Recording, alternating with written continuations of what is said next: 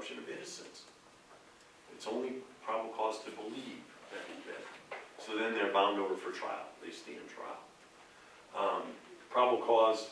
So probable cause comes in a lot of ways. You have to have probable cause to make an arrest. Remember the scene I told you about before? Pull the car over, right? So let's say you pull the car over and you get the credentials, and you smell as the officers always say, the odor of an unknown alcoholic beverage on their breath.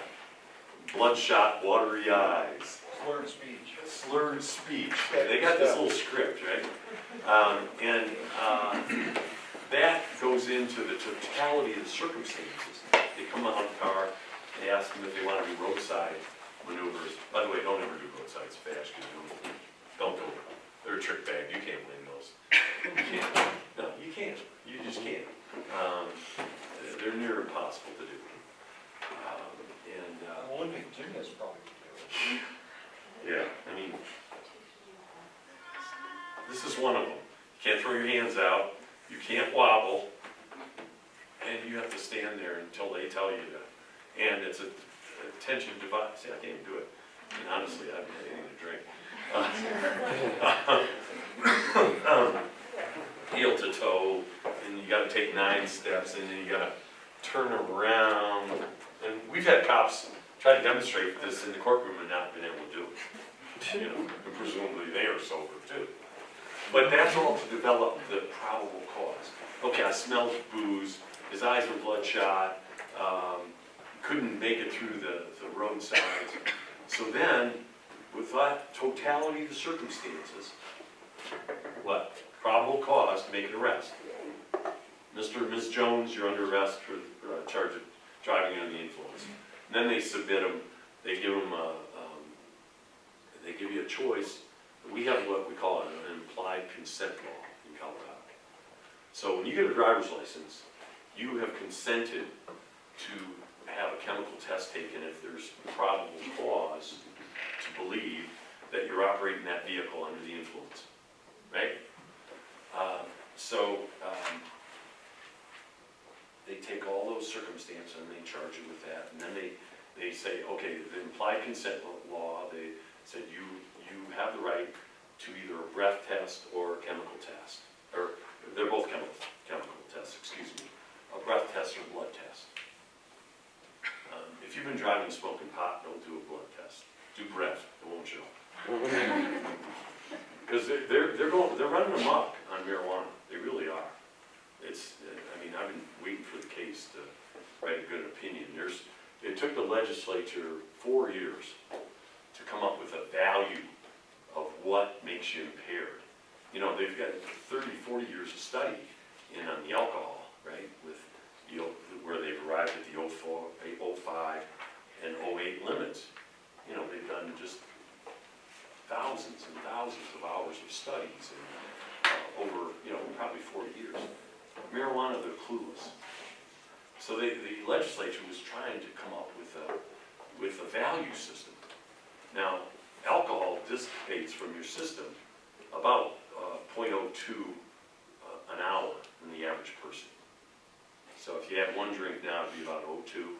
In an hour from now, that would be out of your system. Or if you had 4 drinks and you're at about 0.05, after 2.5 hours or so, that would probably be out of your system. Roughly, when you're starting to sleep. But now with marijuana, it stays in the fat tissues of your body. So they measure, instead of, they measure it by nanograms. And I'm not a chemist, so I don't know, but a nanogram is real small. Per milliliter. Nanogram per milliliter of blood. Yeah, and a nanogram is 1,000th of a milliliter. It's 1,000th of a gram. And Yeah. there's 236 grams to an ounce. Hey. He knows all I'm that. convinced it's But at any rate, the legislature took never could figure out. So what they did this year, finally, is they set a 5 nanogram limit, but it's what we call a permissible inference in the law, right? So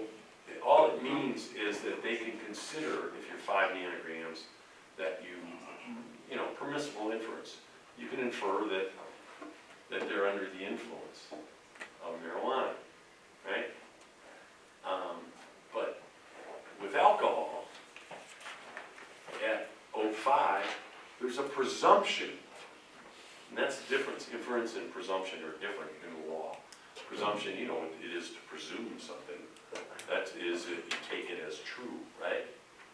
Inference is permissible inference that you can infer, you can sort of guess that it is.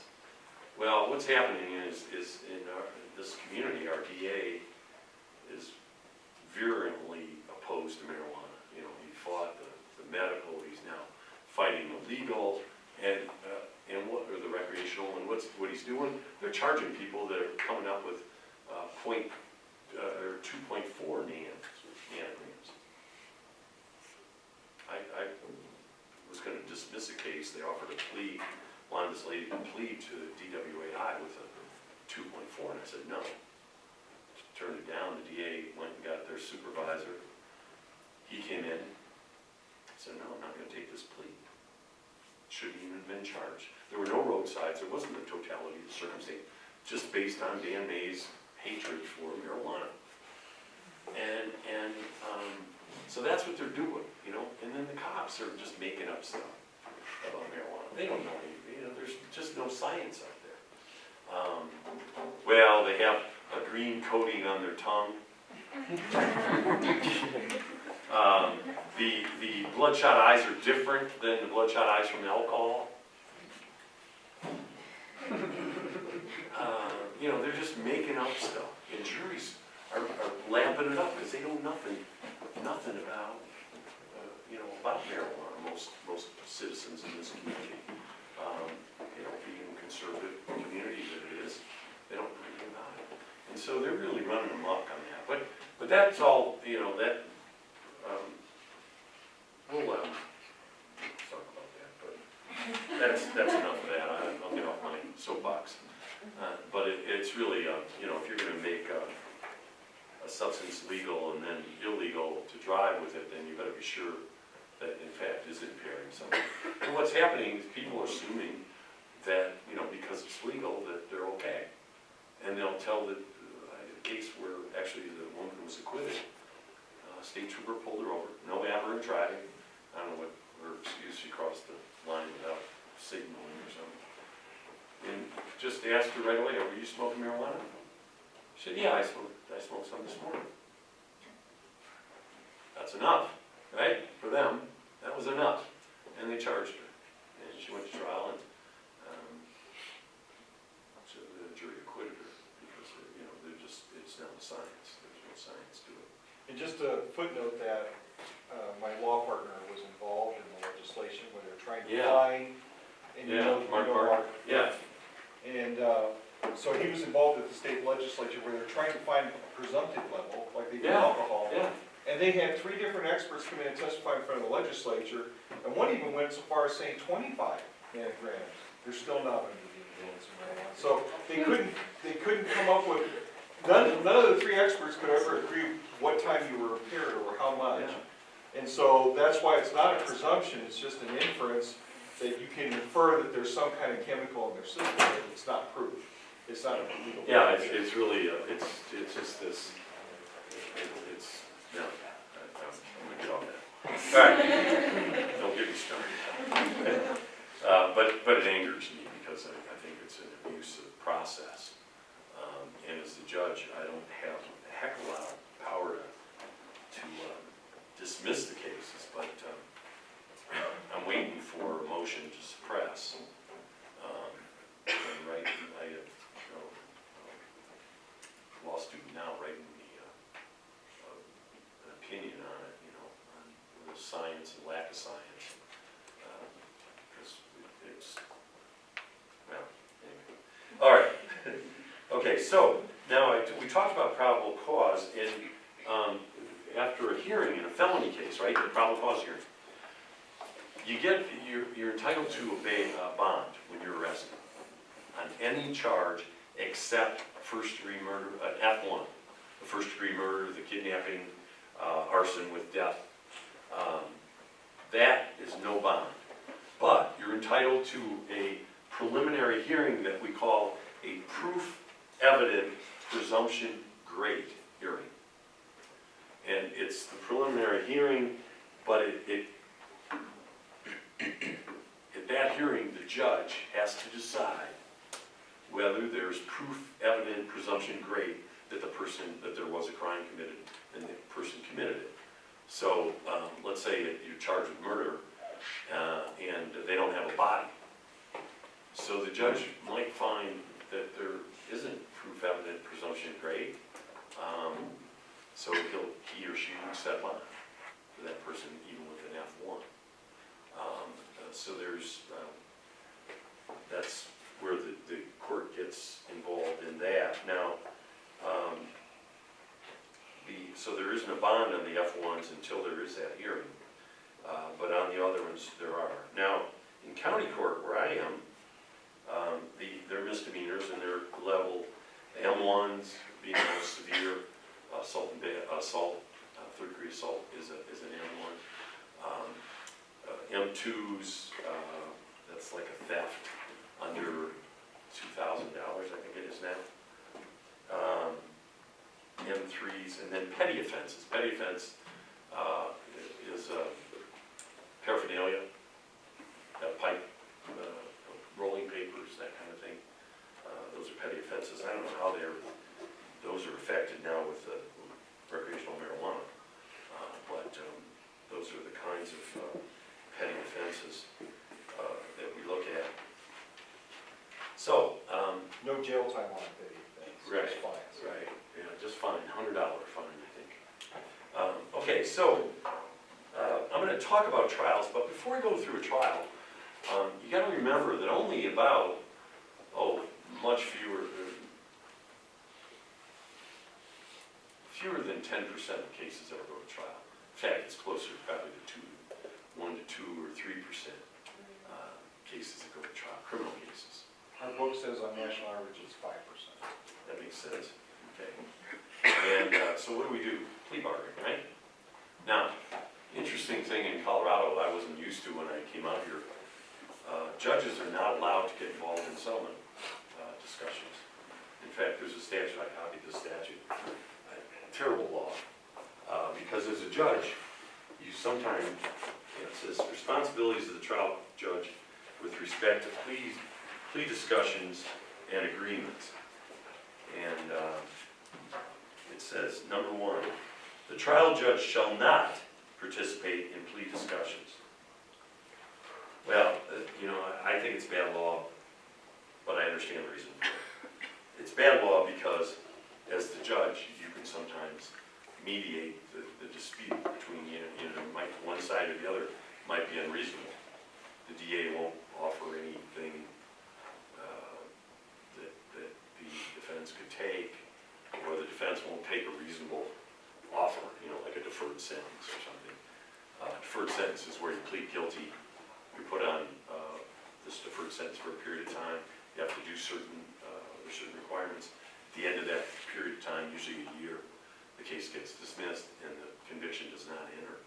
That's what we call a deferred sentence. So I think but here's what happened, and one of the reasons that they don't let judges do it in Colorado.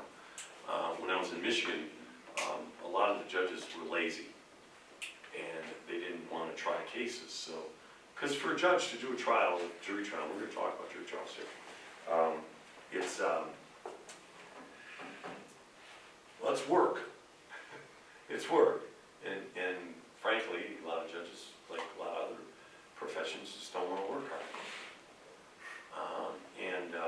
So they would bring the parties in and say, if you waive the jury, in other words, don't have a jury, have the trial to me, to the court, and he's convicted, I'll give him probation, or something like that.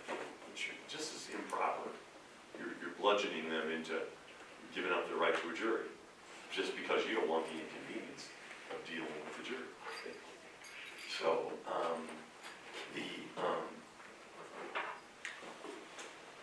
so that's why that rule is in effect here in Colorado. In federal courts, the judges are involved in settlement.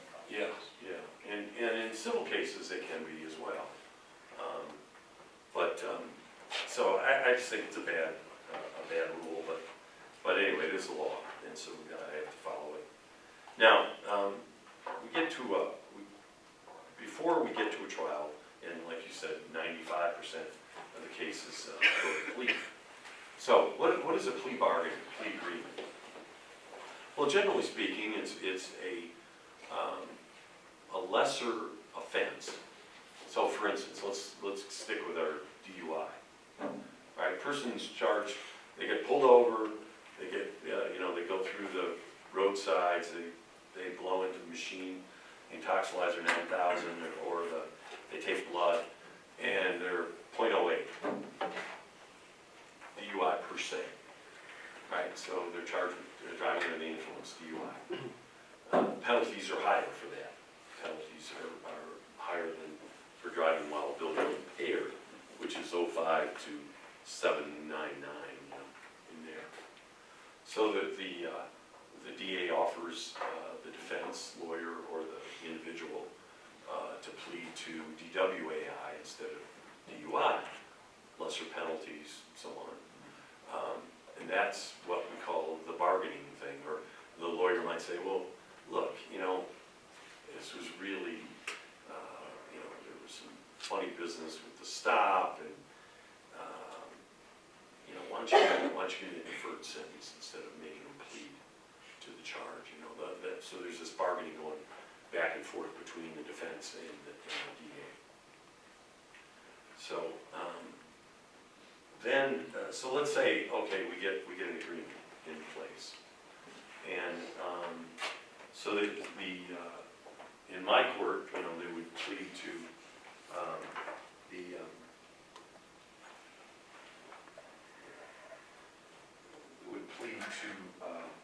let's say the DWAI. So the way we do, so we have to give an advisement. Again, these are in the rules, those criminal procedure rules. You'll see rules 5 and 11, and they talk about the defendant's rights. And so these advisements, this is the felony advisement. It's of course longer than the misdemeanor advisement because these are serious crimes, right? So you call the case and case number, and then you ask the person state your full name, and you ask them, have you received written plea paperwork? And you have a copy of that. In district court, in the felonies, they're not always written pleas. In fact, they hardly ever used to be. I think most of them are now. But in misdemeanor court, in county court where I am, they're always written. So you say, is this your signature on page, whatever it is? And then you say, okay, it looks like the agreement calls for you to plead to the lesser count. Let's say you're charged with assault, and they're going to let you plead down to a F5, a lower, something like a 4 or 3. We're going to let you plead to menacing, which is a threat, F5. So it looks like the agreement calls for you to plead to menacing. Mr. and Ms. Smith, is that your understanding of this agreement? Yeah, it is. Okay, how old are you? Your age. And then the next question, are you a U.S. citizen? Now, I have a little problem with that. The reason you do that is because there are consequences if you're undocumented or if you're not a citizen. Could be deportation involved in pleading guilty to a crime. So you find out. I'm always troubled by that when I see a person that I suspect is undocumented or has a green card, I will usually ask their lawyer, have you advised Mr. So-and-so of possible immigration consequences of this plea? and, or sometimes you, but I was told now that you just kind of ask everybody. So you're not discriminating against someone that appears to be Hispanic or something like that, because you don't want to do that. Just you see a dark-skinned person in front of you and you say, well, they must be, you know, not a citizen or something. You can't do that. That's wrong. And it's also a little troublesome for me to ask what their status is, because they're kind of, you know, they have a right not to incriminate themselves. So you don't want to beg that question. You say, oh, well, are you here legally or illegally? You know, you just don't want to ask that question. But you do want to find out, just from the standpoint of whether they understand the consequences of possible immigration consequences of a plea. And so how far have you gone in school? So you get a sense of how you know, educated they are, and that all goes to a knowing and voluntary plea. That's the whole goal here, is knowing and voluntary.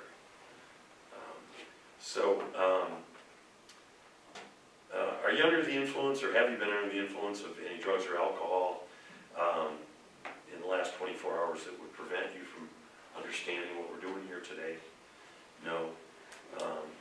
Are you satisfied with the advice of your attorney? And again, these are for felonies. With misdemeanors, I just ask the attorney these questions. Have you fully advised Mr. So-and-so or Ms. So-and-so of the elements and potential penalties for the crime of driving while ability impaired? Yes. Is there a factual basis for the charge? Yes. Have you advised them of their rights? Yes. And are they willing to give up some of those rights today to take a plea? Yes. How do you plead, Mr. or Ms. So-and-so? But in felony, you go through more because, again, liberty, right? They're going to go away, possibly to prison. Do you need any more time to discuss anything with your attorney? Now, as you saw in the guilty plea or waiver of rights form, there are a number of rights you give up by pleading guilty. I want to go briefly over those rights with you. Okay. Now, there's going to be a whole bunch of them here, but what I do in the misdemeanor pleas, I say, okay, you're going to give up certain rights. They're very important rights, so I'm going to go through them with you. First of all, you're giving up the right to remain silent. You're standing up here talking to me right now about your case. Secondly, you're giving up the right to have an attorney represent you. You're standing up there today without an attorney by your side. Most importantly, when you take a plea of guilt, you're giving up the right to the presumption of innocence. And what that means, Mr. Smith, is as you stand there before me, right now you're presumed innocent of these charges until you tell me you're guilty, or you were to go to a trial and the jury were to find you guilty beyond a reasonable doubt. Until that time, you're presumed to be innocent. Are you willing to give up that right? Yeah. Then you're also giving up your right to a trial. You don't have to accept this agreement. You can make the DA prove the case to a jury, and in county court, it's a jury 6, and they have to prove it beyond a reasonable doubt. And at that trial, you'd be able to question all the witnesses brought against you. You could bring in your own witnesses. Where's any defense you have? Maybe your defense is, I got the wrong guy. I got an airplane ticket showing I was on my way to LA that night. It must have been my brother. Got pulled over and used my name. That would be a defense. But if you don't go to trial, you don't present any defenses, we get this done today. Is that what you want to do? And you say yes. In the felony, they ask them, you would have the right to a jury or a court trial. If you chose a jury trial, you'd see 12 jurors in the box, and you'd have to, they'd decide your guilt or innocence. You'd also have the right to remain silent. You would also have the right to an attorney to represent you. Remember, like I went through with the, you would also have that presumption of innocence. You'd have the right to plead any legal defenses. Again, that trial thing. The DA would have to prove each and every element of the offense beyond a reasonable doubt. You'd have the right to have a speedy and public trial. That means that you'd have to have the trial within 6 months of the time you enter a not guilty plea. You'd have the right to see, hear, and face and cross-examine all the witnesses brought against you. We call that the right of confrontation in the law. You'd have the right to subpoena and call your own witnesses if you went to trial. And if you were, went to trial and you're convicted, you have the right to appeal that conviction. So then you say, do you understand all these rights? Yes, and by entering this plea, you're gonna give up these rights. Is that what you wanna do here today? And then you ask, is anyone forcing you, or coercing you, or putting any undue influence on you to plead guilty today? And then, is this a knowing and voluntary decision on your part? Have you read the charge that you're pleading guilty to? And then you read the charge. Okay, you're pleading guilty today to, let's say, the menacing charge. Menacing means that you were placing another in imminent fear of serious bodily harm. And it's a Class 5 felony, and it can carry 1 to 3 years in the Department of Corrections with a 2-year mandatory period of parole. Do you understand that these possible penalties for this charge? Yes. And do you understand that the court is not bound by the agreement on the sentencing, that I can still sentence you the way I want to, despite this agreement, but generally speaking, we will go along with the agreement? And do you understand, if you understand this, are you willing to move forward? Yeah. So, to the charge of menacing, how do you plead? Guilty or not guilty? Guilty, Your Honor. Okay, I find that Mr. Smith is competent, he understands the nature of the charges, the elements of the offense, and the effect of his plea, that Mr. Smith has been represented by competent counsel, and therefore he has been properly advised, does understand his rights, is willing to give some of those up today. And there is a factual basis for the charge, and that's, you take a plea. Okay? And then you move to sentencing, whatever the agreement is. So that's all the judge doing that. Okay, so let's take the 5% that don't go to plea. And this is where it gets interesting. This is where the judge has,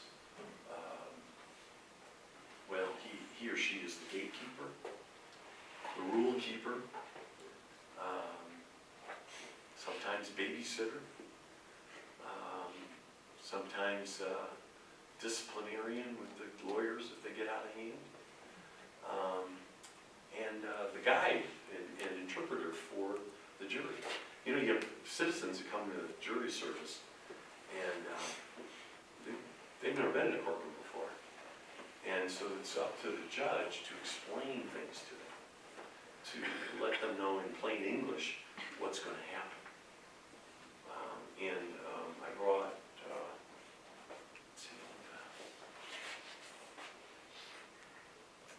let me see you get those books. Line them back right here. One more out, I think. Right here. Oh, great, thank you. All right, so, the trial is going to be, there's, in the rules of criminal procedure, we're dealing with criminal cases primarily now, but the rules of criminal procedure not only talk about the preliminary matters in it, but they also talk about the trial. In a criminal case, of course, there has to be proof beyond reasonable doubt, and in a felony matter, you pick 12 jurors. If the case is going to go any length of time, you pick alternates, so you pick 13 or 14, depending how long the case is going to be, and then you excuse 2, 1 or 2, whatever, to get down to 12 when they go to deliberate. In the county court, we do 6 jurors, and our trials usually are 1 day, 2 days at the most, usually. And we have 6, but again, unanimous verdict. I always tell the jurors, you know, and it's, I think it's very true, that jury service is probably the last purest form of democracy we have left in this country, when you think about it. You know, we go and vote these days, the big shots, got them all in their pocket, right? Millions and millions and billions of dollars that they're paying for that congressperson or that senator or that president or whoever. And are they going to do what you want to do, want them to do? If the Koch brothers give them a call and say, no, do this, what do you think they're going to do? Right? They gave them $1 million, what'd you give them? A vote. See, so So you really don't know how this is going to work in the electoral scheme these days. After Citizens United, which was the case in the U.S. Supreme Court that allowed unfettered amounts of money to be given, and you don't have to even say who's giving it, right? But that's not true in a jury room. Everybody is heard because they discuss it. Everything goes around the table, discussed around the table. Everybody is heard, and every vote counts because it has to be a unanimous vote. See? So it is really a very, and then the parties dispersed. A couple things I might suggest. You might have read, maybe in undergraduate school, you're in undergraduate school, you might have read The Trial of Socrates. It talks about really the, democracy was invented by the Greeks. And that was the notion of a democracy, that people come together from the community to decide an issue that's important in the community and then disperse. And that's the purest form of democracy we have. And that's still viable in the jury system. It's really a great system. And it's funny, you see people, I go down in the morning, we have jury assembly room down in the first floor where all the jurors get summons come in. And you walk in there in the morning, it looks like the dentist's office in there. Nobody wants, and we don't call it jury duty anymore, we call it service. It sounds better. But, everybody is, like I say, it looks like the dentist's office. But I tell you, invariably, when they walk out at the end of the day, having made a decision, they're smiling. Because they really feel like they've done something, they've been included. Well, it's the judge's job to make sure that experience is a positive one for them. And that is by way of giving preliminary instructions. I'm going to go through those a little bit. What you tell the jury when you start the case, let them know what's going on. Because all they do, they watch TV, right?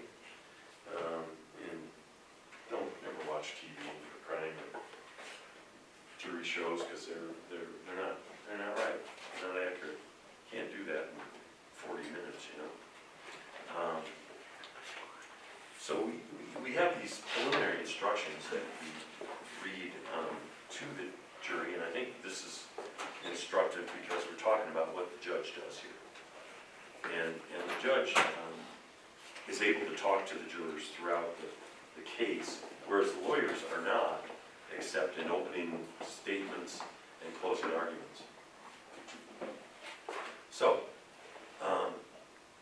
ladies and gentlemen, before we begin this case, I would like to tell you about what will be happening here. I want you to understand the purpose of the trial. If any of you have difficulty hearing me for any reason, please raise your hand. The case we're about to try is a criminal case. The prosecution is brought in the name of the people of the state of Colorado. The prosecution in this trial is represented by lawyers from the Office of the District Attorney in the 4th Judicial District. And then I'll say, why don't you stand up and introduce yourself to the jury, and the DA stands up. And most judges don't do that. I do, because I was a trial lawyer for 30 years, and I think it's important that the lawyers establish a relationship with the jury. And I will sometimes refer to the district attorney as the prosecution or the DA. I don't call them the people. They're not the people. The person there accused are the people, but they like to call themselves the people. It kind of makes them feel like they're sort of part of the community. People. I mean, they represent, quote unquote, the people of the state of Colorado, but they always refer to them, so I refuse to. I always refer to them as the DA. Prosecutor. My old bias is coming out, I guess. Yeah, we all have biases. Just because I put on that robe, I mean, I have to temper them, obviously, but, any human being that doesn't have some bias is probably unlived. And I don't mean that it doesn't have to be a negative bias, of course. So, anyway, the accused is seated over there at that table, and he or she is being represented by lawyers lawyers, I'd ask the lawyers now to stand up and introduce themselves to the jury and introduce your client to the jury. Stand up and do that. Okay, so, or, you know, the so-and-so has decided to represent himself, not use a lawyer. So the charge against the accused is contained in what, and I use their name, I always say, I don't use defendant, I try to humanize them, you know. The charge against Mr. Smith is contained in what we call a complaint. A complaint simply describes a charge made by the prosecution against Mr. Smith. It is not evidence of anything. I want to remind you, and I will remind you throughout this trial, that Mr. Smith is presumed to be innocent of these charges. The information in this case reads as follows, and then you read it and, you know, say that he's charged with driving under the influence. Let's keep it with that. And again, the charge against Mr. Smith is not evidence. By pleading not guilty to the complaint, Mr. Smith says he did not commit the crime as alleged. Mr. Smith is presumed to be innocent, and you say that as many times as you can because it's very, very important. Therefore, the prosecution has the burden of proving these charges beyond a reasonable doubt. Reasonable doubt means a doubt based upon reason and common sense, which arises from a fair and rational consideration of all the evidence or lack of evidence in the case. It is a doubt which is not a vague, speculative, or imaginary doubt, but such a doubt as would cause reasonable people to hesitate to act in matters of importance to themselves. The jury will decide whether the prosecution has proven, beyond reasonable doubt, that Mr. Smith has done the things contained in the complaint. So, now, and you've talked with lawyers and DAs, so you know how they explain reasonable doubt and those kind of concepts. The judge generally doesn't do that, although I do stress the presumption of innocence often. And if the lawyers seem to be, I get young lawyers in my court. That's their first job as public defenders or DAs is in the county court. Say, start them out on, you know, DUIs and, you know, wait on homicides till later, much later in their career. But if they, you know, there's different ways to explain these concepts beyond a reasonable doubt. I used to do a thing like, well, there's a couple different ones, but did you ever, you park your car and you walk away, and you lock it, but you walk away and you stop. You click the fob again. Why'd you do that? Because you had reasonable doubt, right? Reasonable doubt is when you pause in a matter of importance. Okay, so whether your car is locked or not, it's probably a pretty important thing. So you second guess yourself, right? That's a reasonable doubt. I have a reasonable doubt that I locked the car. Or you buy, anybody here ever buy a car on Craigslist, or used to be the Thrifty Nickel or anything like that? Okay, so let's assume you go, you see a car on Craigslist that you want to buy, and man, it looks just like the one you want. So you drive out there, and it's at this guy's house, and it's in the driveway, and it's I don't know, whatever you want it. Let's say it's a Prius or something, 03 Prius, and you know it's what you've been looking for, and it's used, so you want to go. So the guy comes out, and he says, throws you the keys, says, "Come on, let's take it around the block." You know, you take it around the block, and everything seems, oh, it's driving just like you expect it to. You can't hear it. You know, these things are weird. You keep turning it to see if it's on. But as you're pulling back up the house, there's a fresh spot of oil in the driveway. What do? You're not maybe ready to write the check then, are you? You say, gee, can I take this to my mechanic and have him check it out, or take it to the Toyota dealer, have him check it out? That's reasonable doubt. You pause. In a matter of importance, buying a car is important. It's a lot of money. That's a reasonable doubt. And that's, you know, you explain to the jury like that. So that's the kind of things, and that the court doesn't do that usually. It's usually the lawyers, but as I said, in the voir dire, which is the selection of the jury. The court does do voir dire, though, of the jury. Now, voir dire is a French bastardized term that sort of means truth-telling. It's not a literal translation. I don't know where it came from exactly, but then the court asks certain questions. Voir dire is just asking questions of the jury to determine the 6, or in my court, 6, or in a felony court, the 12 that are going to sit. We ask them questions, the court will ask them questions like, are you, anybody here paid employee of law enforcement? And we mean CSPD, Nassau County Sheriff, State Patrol, parole, probation, anybody work for the DA's office, those kind of questions we ask as the court. And then we let the lawyers ask questions, and they set up they then have an opportunity after they've questioned, and I give them 20 minutes or so each. In this misdemeanor case, you don't have to give them too much. Then they sit down and we excuse jurors. They ask to excuse so-and-so for cause.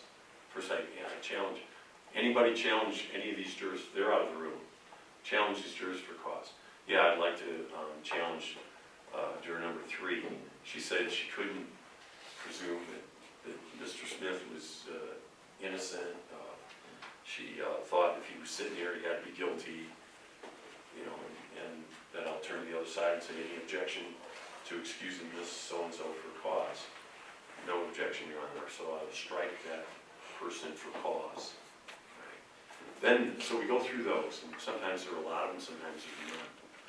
Then they have a right to what we call preemptory challenges. That is when they kick off the juror for they don't have to express any reason whatsoever. They don't like the look of that juror, they don't like the way that juror looked at their client. The juror may have been charged with a crime themselves, those kinds of things, but they don't have to give the court any reason. So we go back and forth from start with the DA, because again, they have the burden of proof. Any preemptory challenge, your first challenge, and they get 3 in a misdemeanor case. Each side gets 3.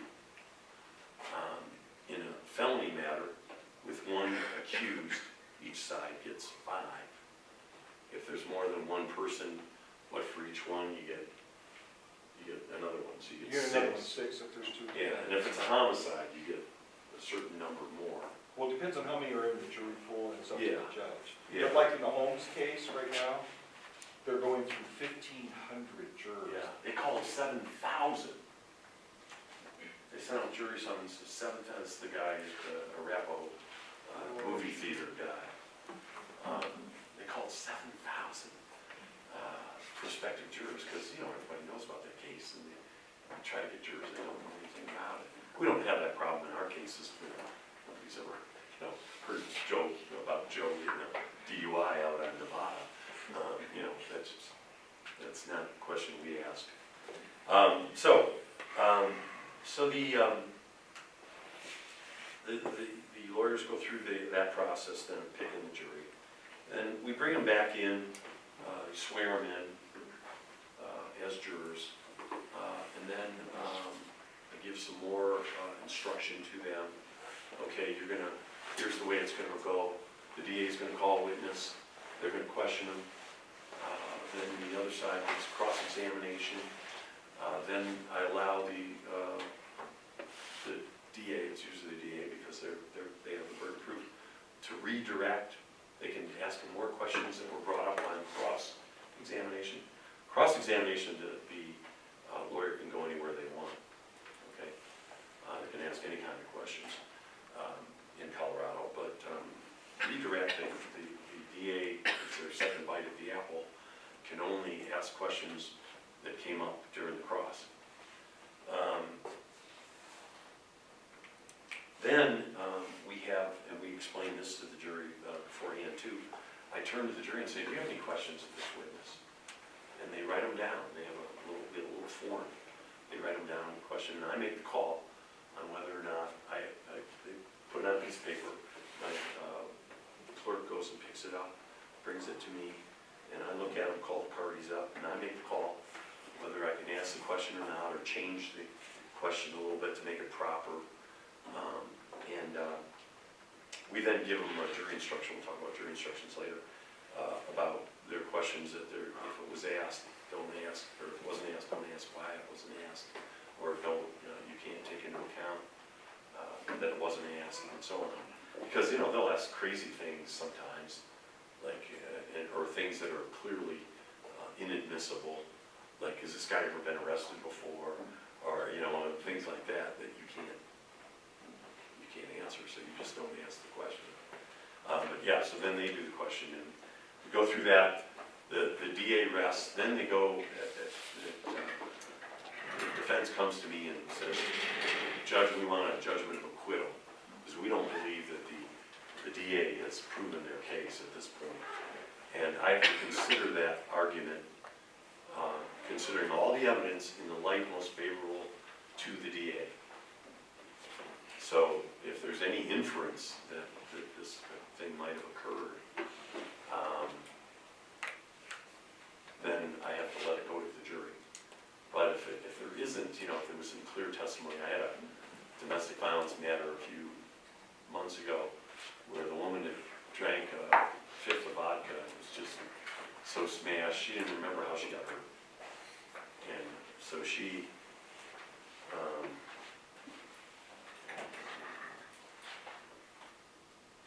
so I directed out the one charge, and it went to the jury on another charge. And the guy was acquitted on all charges, but that's that. Then the defense might present a case, might not. And during all this, I'm following the rules of evidence. And when somebody asks a question and you hear objections, calls for hearsay or whatever, I have to make that ruling, whether it's this or that. So we then go through the jury instructions. I have a set here. I'm going to just pass them around while I entertain questions.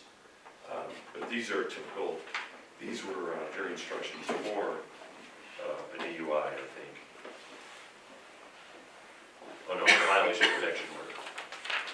So those are the instructions we read to the jury before they go deliberate, and then the parties give their closing arguments, and then the jury goes back and deliberates.